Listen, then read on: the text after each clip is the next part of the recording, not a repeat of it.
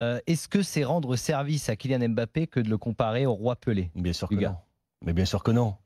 Mais voilà, on fait partie des médias, donc on s'emballe, on a envie de s'enflammer, c'est notre rôle. On est supporters aussi, on aime le foot, il y a les supporters aussi qui s'enflamment. C'est un, c'est un garçon différent des autres, mais c'est pas lui rendre service. Après, c'est à son entourage de calmer tout ça. Est-ce que c'est à nous de le faire? Sincèrement, on peut pas coller des superlatifs pour ce garçon. Il nous impressionne semaine après semaine. Le comparer à Pelé, c'est bien évidemment une erreur. On en a comparé d'autres à Zidane qui se sont écroulés. Il y a eu Gourcuff, comme le disait Michel Ouais. Platini. Moi, il y a eu Kamel Meriem aussi pendant un moment. Marvin Martin. Marvin Martin. Martin, Zidane, parce qu'il a marqué 2 buts. On en a trouvé des futurs Zidane, des tonnes.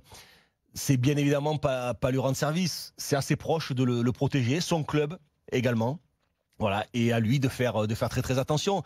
C'est pour ça que parfois il faut savoir être hermétique à tout ce qui se dit autour, mais on peut pas empêcher la machine médiatique de s'emballer et d'avoir des yeux de chimène, voilà pour ce garçon.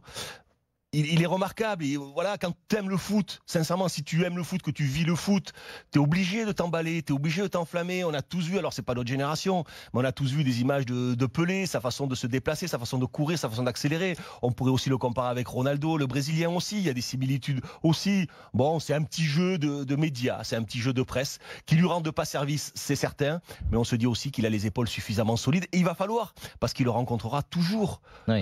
Messi, on l'a comparé à Maradona. Ronaldo le portugais, on l'a comparé à d'autres, peut-être à Ronaldo le brésilien aussi. Voilà, le jeu des comparaisons, il existe toujours, que ce soit dans le cinéma, que ce soit dans le foot, dans le sport.